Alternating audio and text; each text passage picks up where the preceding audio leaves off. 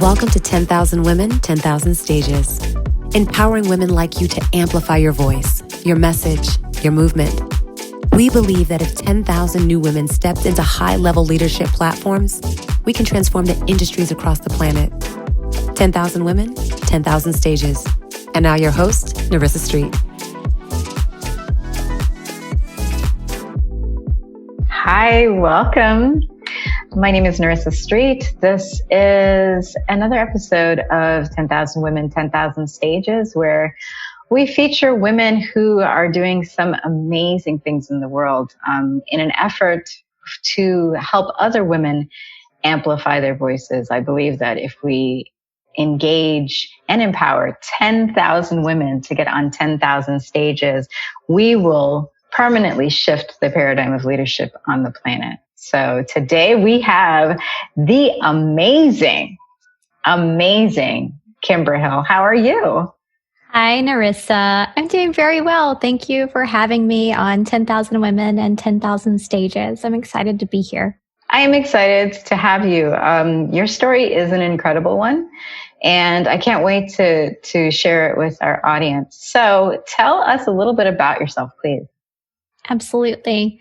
Well, I'm an active duty military spouse, and I've had a very interesting journey to how I've ended up in this position. But currently I own Virtforce.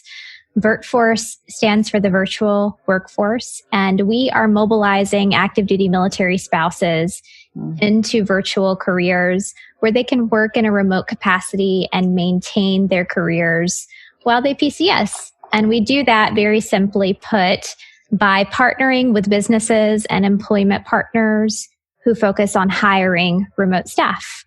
So finding that gap was a rough experience that I had to go through personally, but once we found it, I've absolutely found a mission and found a purpose, and I'm very happy to be doing what we do at Virtforce.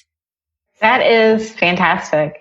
You know, it's sometimes hard when you find that you have a problem to then get to a place where you can be the solution to that problem. So what led you to doing that, to saying, you know what, this is something that I had a problem with, but now let me expand and put it out to other people?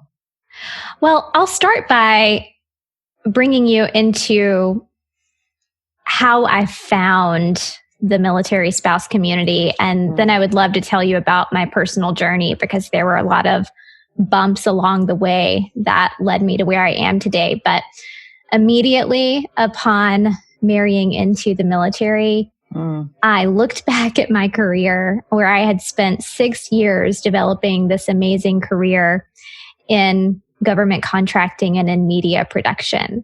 Wow.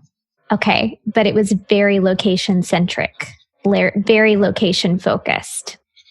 So upon marrying into the military, we were immediately PCS'd to a duty station that was 500 miles.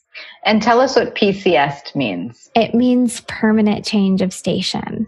Ooh, okay. And thank you for stopping me, because I will roll into that military lingo without awareness. I got you. Yeah. Right. It means permanent change of station. And for my husband and I, that meant we were married, and within 2 weeks, he had orders to ship us 500 miles away from my job. And that was a very scary moment for me, because not only were we 500 miles away from where I currently worked, we were then 500 plus miles away from any other organization in that industry where I could maintain my career. So this was earth-shattering for someone like me who really cares about what I'm doing for a living and who has spent time trying to build into that career. Not everybody has that core value, but a lot of military spouses do. So it sent me spiraling back into an identity crisis. And I say back into an identity crisis because I had just come out of one personally. I had just overcome a lot of issues from my past that I'd finally been delivered from that. And this time I was able to look it in the face and look it in the eyes and say, no, you're not going to take my spirit this time. It's just not going to happen. I'm going to overcome this. And for me personally, it was meeting with the CEO of the company who I worked for at the time and requesting an opportunity to work remotely. Just saying, I know I can do this job. I know I can perform well and I can grow remotely. And she said yes. Our CEO said yes. And wow. I took that opportunity to the military spouse community, which I then joined 500 miles away. And I realized, wow, lo and behold, I'm not the only one with that problem. And there were tons of military spouses, what felt like hundreds, who were saying, you get to work from home? I didn't even know that was real. I didn't even know that was a thing. Wow. So then onset the mission of, okay, I'm here to help. I will help you figure out how to do this. And from that act of servant leadership and just embracing that core value and embracing that mission, grew Virtforce. And Virtforce is now 2 years old. We've helped over 500 military spouses find remote work and remote employment. But again, this all points back to someone giving me the opportunity. That's amazing. So I'm hearing a few things in there, and I want to break it apart for our audience so that they can get the gems out of your story. So number one, the fact that you're in support of your spouse, which is something that a lot of us who are in places of leadership, we balance, right? Mm-hmm. So in support of your spouse, you like, okay, well, I've got to figure out my career. And also recognizing that the shift in your career could, this is a self-awareness conversation, could trigger an identity crisis. So like, absolutely having that, right? Having that and saying, you know what, it's done it before, but taking back the control of it, right? And saying, let me ask for what I need, right? So was there something, having that courage, was there something that you were able to do when people are having this identity crisis? Was there a practice? Was there something that you were able to do for yourself that gave you the courage to ask for what you needed? I absolutely believe that it was the previous experience of the last 6 years. And I told you I had spent a lot of time in an identity crisis. Mm-hmm. And if I may, I'd like to tell you that story. Absolutely. Well, it goes back to my freshman year of college when I learned that I am certifiably unrelatable. So okay. I'll just put this into okay. I'll just put this into a funny situation because looking back on it, it's all incredibly funny. Okay. I was sitting in Dr. Chu's business class, and for the first time ever, I was presented the Myers-Briggs personality type assessment. So he hands out the test, all of the students in the class take it, and then we're instructed to get into cohorts of our personality types. So I'm running around the room looking for anyone with my personality type assessment, and then I realize I'm the only one there with that personality type. And my business professor looks at me and says, I'm not surprised. And then the whole class just starts laughing. I start laughing too, because I'm thinking, I don't know, are they laughing at me or are they laughing with me? I don't know. Okay. Who knows? And as for listeners and for you, I don't know what anyone here is. I'm an INFJ. I was wondering, I was like that. I knew there was an F and a J in there somewhere. I was like, yeah. INFJ, and supposedly we're the rarest personality type. I think it's less than 1% of the population. But whenever I go out and talk about the MBT, which I love, the Myers-Briggs personality, I always meet another INFJ. So never feel alone if you are an INFJ. It's not that rare. Are you an INFJ? Yes. See? High five. So, yep. High five. Yeah. So, yeah. That's why we're connecting so well. Right. So anyway, what ended up happening after that, which was the initiative that, the key that turned on my identity crisis, is a lot of students came together and built a hate forum about me. And I know it was crazy. The name of that forum was I Hate Kimber Reeves. And that's my maiden name. And girl, I will not even tell you some of the awful things that were said in that forum, but I learned how badly I rubbed people the wrong way. That's what I started to tell myself. People don't like me because there's something wrong with me. And one of my favorite things that they said that I still remember to this day, Kimber Reeves, why don't you just go kill yourself? Our school would be better if you weren't here. And I remember that fondly because I'm able to look at it now from a completely different perspective. Right. So coming out of college, I just, I was motivated by that hate forum and motivated by that. And what it taught me was that online communities are not a safe place. Wow. Right? And it's reinforcing all of these inaccurate things. It told me, number one, you're not good enough. People don't like you. Online communities are not a safe place. And guess what, Kimber? You have to work harder to make people like you and to perform well. So then I go work for my first company, and I was the marketing director for a fitness franchise out in Denver. And I was incredibly proud to have that position. I was 23 and I felt that I had made it and that I had finally had an opportunity to prove all of those people wrong. Right. I was putting in 60-hour work weeks, and then this bullying it popped back up. But in this time, instead of an anonymous online community, it was my boss. And so for 12 excruciating months, I worked in an environment where I was belittled for my work, for my character, for my gender, for my age, for the way that I looked by this person. I mean, and how much more can a girl take, really? Right. After you go through, anonymous bullying and then going into the workplace and finding it there, you really start to believe certain things about yourself. Right. You really start to think that there's something wrong with you. In reality, Narissa, I was working for someone who had a lot of very deep-seated issues, and I was too young and I was too naive to see through that. So that's one of my missions now, is to make sure that other military spouses and other women are not dealing with that in a toxic work environment. But that's a rabbit trail. I'll say that the harder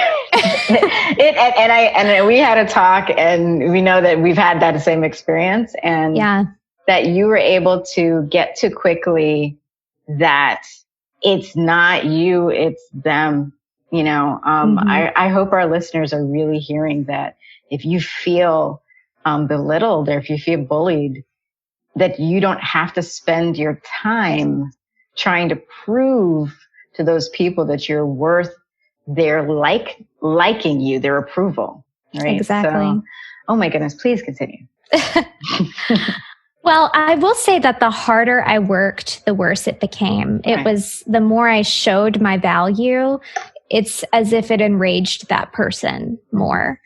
So, there's nothing you can do about that. But I will tell you what it did to me is that it made me create a false narrative about myself. I asked myself, who am I if I make other people miserable?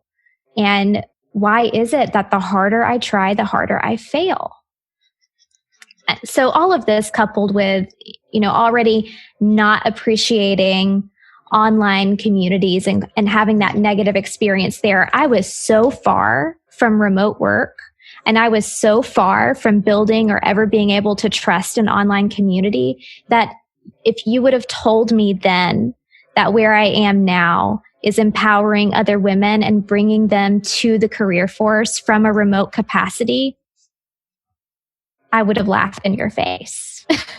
And I say that because one of the things that old boss used to say to me is, you're so unbearable. I wish you would just work at home so that no one here had to be around you. So this is, compiling that narrative of remote work is bad. Online work is bad. Right. It's degrading. So I tell you that, Narissa, to just show you how far I was from where I am now. But later, I did end up finally leaving that position. and getting out from under that. What made you leave? I got fired. Thank God. Thank God I got fired. Thank God. I was so devastated at the time. But it's really funny, and I'm not embellishing at all. Mm-hmm. I made $40,000 in sales on a Monday, and I walk in on Tuesday and got fired. And I was told, good, that'll pay for your salary. Now get all your stuff and get out.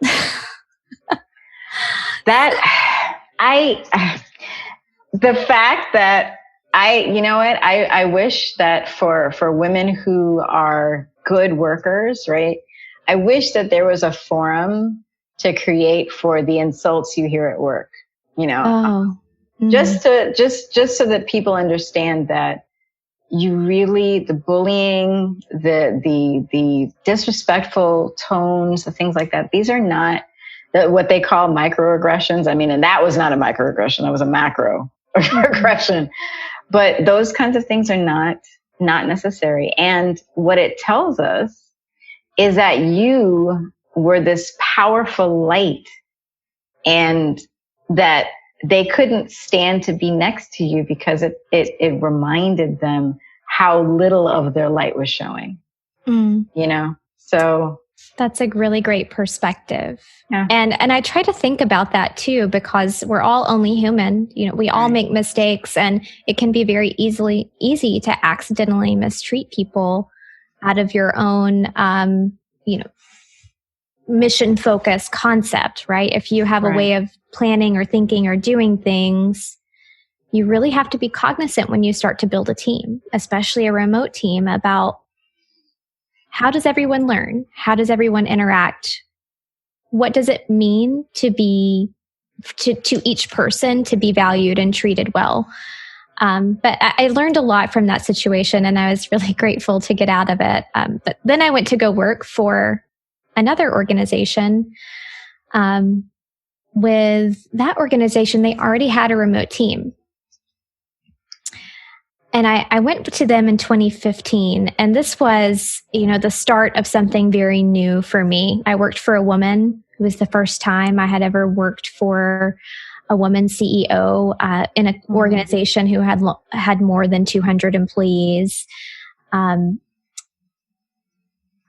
I want to draw back to the remote team members because I've made a really big mistake. Within my first 6 months of working there, I did something really crappy, and it was from her showing me grace that I was able to reach the point in my life where I can build something like Virtforce and give back, because up until this point, I had been the oppressed. And in working for her and making that mistake in my first 6 months, I was the oppressor. I was repeating the pattern. Member. I repeated the pattern. I was a bad team member, and I mistreated someone. And because I was forgiven for that and given an opportunity to move forward and recover and heal and become a better person, that's how we ended up where we are. So I'll just give this to you abbreviated as possible. We had about 5 remote team members, and the team was not functioning properly. They were not well managed, and it was very much rumored that they were all going to be let go. And let me see here. I'm trying to remember exactly how it happened, but I think it was late one afternoon. One of my bosses started to mock one of the remote team members, and I actually joined in with a few other colleagues. And I remember throwing in some, verbal punches of my own about how they weren't performing up to par. Wow. And what we didn't know, though, is that the remote team member was open on another phone line and could hear us. Wow. And so the next day we were, all addressed by the owner of the company, and we were, corrected, and some people were fired. And I had only been there a few months, but by the grace of the owner, I was allowed to stay. And in that moment, I just had this crystal ball epiphany moment where I looked at the situation and I said, oh my gosh, everything that has been done to me over the past several years, I have just turned around and done it back to the same person or to another person. And I was just disgusted with myself, just at an all-time low. I mean, how could I do that? I was so frustrated with who I was as a person. And so all of these identity issues started resurfacing for me, or they never really went away. They were still there nagging. What kind of person am I if I make people feel this way? And, why do I keep failing? Because in my eyes, this was just another failure in a long series of failures that I had been experiencing since college. And, later, I ended up meeting with our CEO, and I sometimes call her our CEO because I'm really proud to work for a woman. She met with me and she explained to me in a mentoring session what the concept of servant leadership is. Wow. And what the concept of grace in the workplace is. And I will tell you that is the day my identity crisis ended. And it's also the day that my journey with remote work and building a remote team started, because I had heard a remote team member, and it then became my mission to repair the remote team program at that organization. And I'll share with you now one of my favorite quotes, because when I think about this situation and I think about what we went through, I always think about this quote from C.S. Lewis, which is, humility is not thinking less of yourself, it's thinking of yourself less. Yes. And I relate that right back to servant leadership, because, my mission from that point forward became, okay, I can't make it up to this person. Of course, I sent them an apology letter, but I can't make up to them what I did to them. But what I can do is make sure that it doesn't happen to any other remote team members here, and that all of our remote team members are supported. So I took responsibility for that. I took extreme ownership, and that absolutely shaped who I am today and laid the foundation for Virtforce to exist. At that company, over the next 9 months, I was able to identify the core components of an effective remote team, which is culture, communication, and processes. And then I started to work to do what I could to change the culture of remote work there. And sometimes that just starts with a very simple question like, hey, guys, I see the value in us having a distributed staff for the continuity of the service that we provide. And I really believe that we can do it again better than before. And suddenly the culture there was changing from remote is negative, remote is extra work, to actually remote could be our competitive advantage to help us win more work. So that was my journey. That's how I became a remote team specialist. And I will tell you that I spent 2015 to 2017 there building out a remote program. But when I married to the military, it was not my first thought to go remote. Why not? That's interesting. I don't know. Even though we had spent 2 years building that program, it was not my first thought. My first thought was, oh no, I'm going to lose my job. And that identity issue started creeping back up on me again. And I remember I heard this voice so clearly in my head, mocking me and laughing at me, saying, oh my God, look at you. You've spent almost 10 years on your education and career, and now it's all going to be wasted. Now you're not going to live within 500 miles of your industry. And this time, though, I was able to kind of shift the narrative there and say, you know what? No, I've learned too much over the past 2 years. The CEO who had grace in this situation was too good to me for 2 years for me to say this was not worth something. I know I'll be able to do something with this. And I do think that sometimes God allows us to see those low points in life in order to teach us lessons that we could learn in no other way, and to bring us to a point in our spiritual and earthly journey to perform things that we wouldn't be able to do if we hadn't learned it the hard way. Right.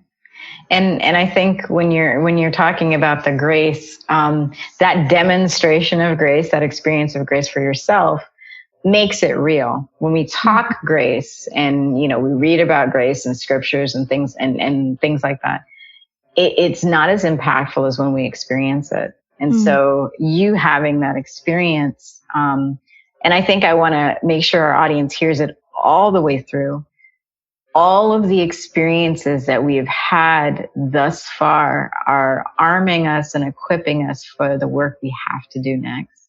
And so I think your, the conversations that you were having about identity crisis, I think it might, the better word might be identity chrysalis, right? So in a way that you're able to, every time that, you're trying to decide who you are, it is you deciding, okay, well, what am I going to be next? So it's beautiful that you were able to come out of that experience, with a mission to serve others. That's amazing. Well, I think that's where it hit me is I had been, throughout college, and college is so many years ago at this point, but that is really where it started. Throughout college, throughout that first career journey in Denver, throughout my first little bit with the company that I transitioned to, it had been all about me. It was about me serving me. And it wasn't until, I definitely went through some unnecessary bullying and oppression leading up to that point, but it continually was reinforcing that you've got to work harder for yourself. Wow. It wasn't until I actually realized that I impact other people's lives, whether I mean to or not, that I realized actually life can be so much more enjoyable if it's not about you. If what you're doing is for a purpose or for a cause or for another person, that's when just the whole universe started to shift, and I was able to really step into my calling and explore it. And it's been really wonderful. Wow. So what are some practices that keep you while you're serving others? It's sometimes easy to get burnt out. So what are some practices that you have to keep you grounded while you're doing that? It's a great question. Gratitude is an incredible grounding practice for me. And I don't mean to get too woo-woo on you. No, not at all. But being able to have discussions like these to remind me, why we're here, why we do what we do. And I will say one activity that happens without my involvement that keeps me going on a daily basis is and this is just a gift from God, really, when we first started Virtforce and military spouses started to become hired, they would come to our social media group and share their success stories. Yeah. And we just called them success stories for a while, but we eventually branded those into our #hired stories. And we get so many of those every week now. Yeah.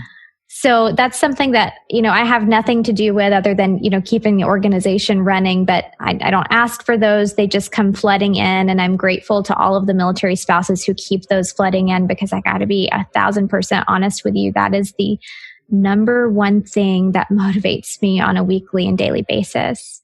And one other practice we do is Tuesday night lives. We reach about 30,000 active duty military spouses now.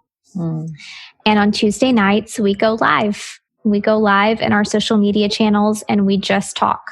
We do coaching, and it's just, we could talk about anything in the world. It is always related to virtual work or some opportunity that's on our job board, but it's making that connection and having that conversation and answering questions and connecting with the military spouses who this week are actively looking. I think that human to human connection, even though we're in a remote capacity, is so important. And I love it because it just defies all of those awful lessons that I learned in those hard situations, or I thought I learned, because we've created this safe online community where you can ask anything you want about virtual work. And if nobody's going to make fun of you. If you get made fun of, that person's getting kicked out of the community. Right. It is a place where you can come and make error and be corrected and be put on the right path. And it's interesting because not all online communities are like that anymore. That is fantastic. I think what your journey is telling us is how someone who is, because you mentioned it before, humility, right? How someone who is humble enough to be teachable, how you are then able to take whatever experience you have and transform it into something beautiful. So this is amazing. So with all the success that you have you ever felt imposter syndrome? Absolutely. Yes. Do you feel that often? Or is that something that you've overcome in your life? No. No. And it's funny. It shifts to different kinds of things depending on, the project or depending on where my heart is leading. I'm like, I don't know. Are we supposed to go in that direction? And my heart's like, yes, let's go. And I'm like, no. Oh, your heart is so cute. Your heart is such a cute voice. Yeah, that's the heart. I didn't say anything about my mind. My brain, the voice is like, kind of like Dorothy from Golden Girls. It's that voice. So how do you deal with the feeling of imposter syndrome? I just took a really deep breath. Breathing. Breathing. Yeah, I'll tell you that Virtforce was something that was on my heart for more than a year before I finally did something about it. Because I felt imposter syndrome, I had only been a military spouse for a few months when I realized, I think I have a solution for these people. But I'm not going to do anything about it because I don't want to overstep my boundaries or step on any toes or assume too much. I'm new to this community. I don't know what they're like. And so I sat on it for a year. And I remember one day I was sitting in my bathroom cleaning and I just could feel it in my heart. When you feel things in your heart, it just tugs and you're like, oh, shut up, heart. Later. We'll get to that later. Yeah. But I'm glad that I finally did do it. And it took the encouragement of some really close friends and the support of some close friends to get the first few steps in place. And I think that's a very helpful, when you have a solid community around you of like-minded people who will say, hey, yeah, I'll support you in this and I'll help you get there. That's great. Like training wheels, you get there. And right now when my heart and my head are in two similar but very different places, my head sees, okay, there's a vision for this business model. We're going to take it in this direction. And my heart says, but let's have as much fun as we can along the way. Exactly. I'm trying to keep those together. Yeah. And I think the fun that you mentioned is so important. I think people feel like just because we are doing this servant leadership, we're doing these things for other people, that we've got to be, stiff upper lip and that's, it's got to be all serious all the time. And I'll tell you that a lot of times it's during my play that I get a good idea, that I connect with somebody who's able to help, so I think part of the imposter syndrome is also feeling that you have to be something that you're not in order to do this great thing, Absolutely. Going back to the identity. So let's see. So you've been amazing. So I'm going to get into right along the lines of the imposter syndrome, kind of going into some deep questions, but I think you answered this question, but I'll ask you this anyway. Have you ever had a public loss? How did you handle it? What is that? So public loss is you're somebody who's leading a lot of people, and I kind of feel like you might have answered it with your conversation about what got you into adjusting the remote culture, but it's a loss, or you've made a mistake, or you've had a failure in front of an audience. Give me just a second to think about that, Narissa. Sure. Have I ever had a...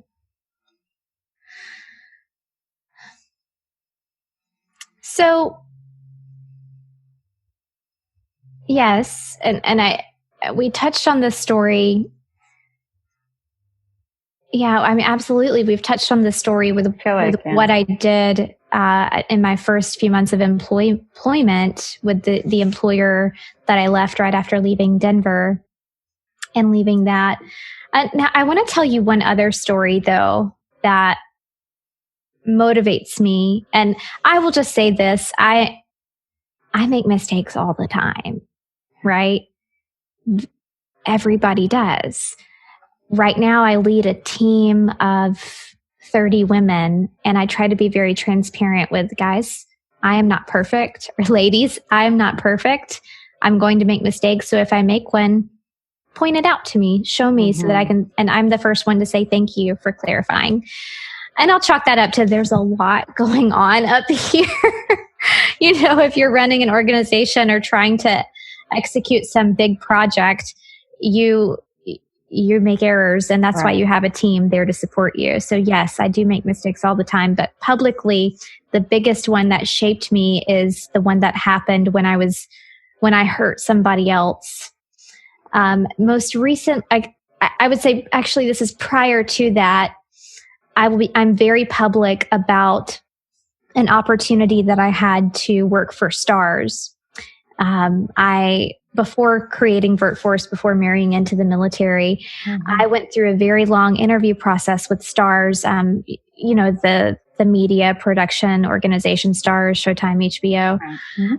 I went through about an 8-week interview process with them and was in the running for a position where there were just hundreds and hundreds of applicants. And I finally made it down to the top 2 and had left my job, just knew I was going to get it. It was an amazing experience. And it was 8 weeks of my life wrapped up into this role. And I was, you know, rejected. They ended up going with the other candidate over me. And that wasn't something that I did not expect that based on how well all of the interviews went. I did not expect it. It was just totally earth shattering. So this is a little bit different than a public loss, but I like to tell this story to other women and to other military spouses because in the way that you handle rejection can really reveal a lot about yourself. So if you're in an experience similar to this one, and this is a very niche experience to be in, but allow yourself to feel that moment. Allow yourself to feel what you're feeling there, that moment of whatever emotion is overcoming you. But know that everything that's happening to you is happening for you. Had I received that position, I wouldn't have met my husband, and Virtforce wouldn't be here today, because it was upon becoming rejected and taking a trip back to Alabama that I ended up meeting him. And that trip wouldn't have been made if I had received the position. So that's one of those things that, you know, you just have to learn from every lesson. So so we're going to start wrapping up. First of all, you have been an amazing, amazing guest. So I have one other question for you as someone who is in this position of servant leadership.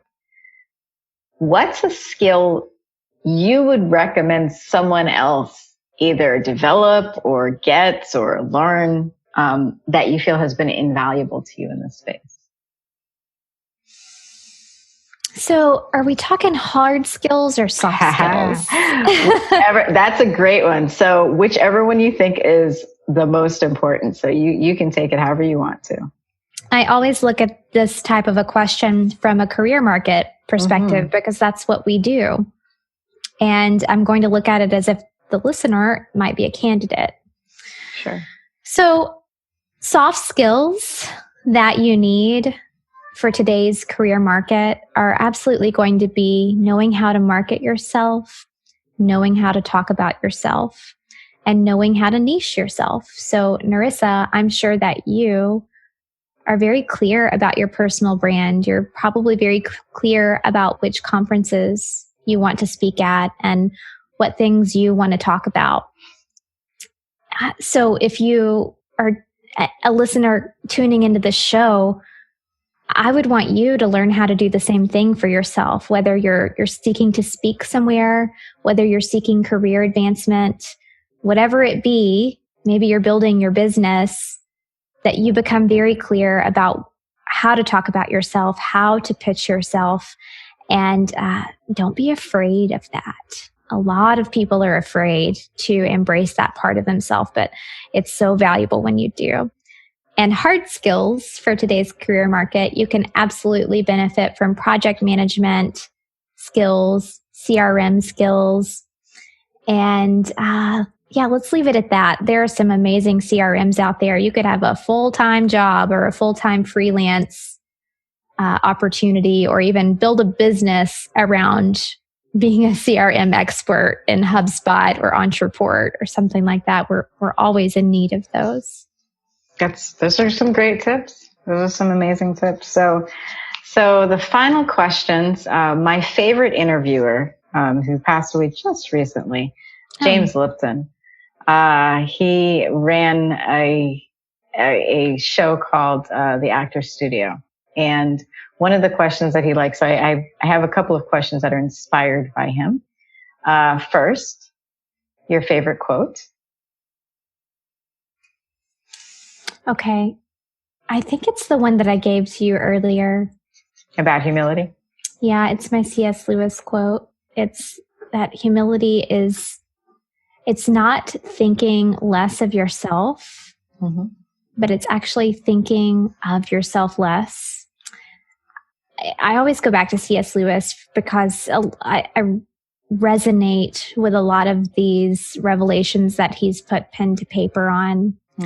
And this one in particular reawakens my acknowledgement of servant leadership as a core value in my life every time I read it.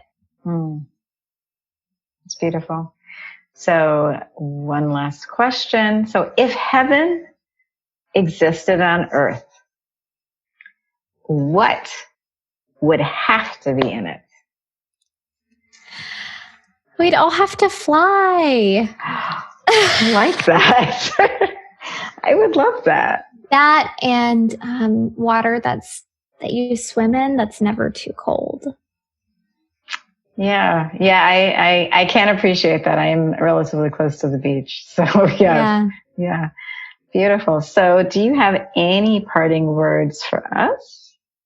Narissa, thank you so much for letting me be on your show. And thank you to our listeners. If anyone would like to learn more about remote work, I would love for you to tune into our podcast, which you can find just by searching Virtforce, VIRTFORCE. And if you're looking for remote employment, you can join us on Facebook in our Facebook community, or join our job board, jobs.virtforce.us. I'm sure Narissa will put all of that absolutely in the notes. Yes.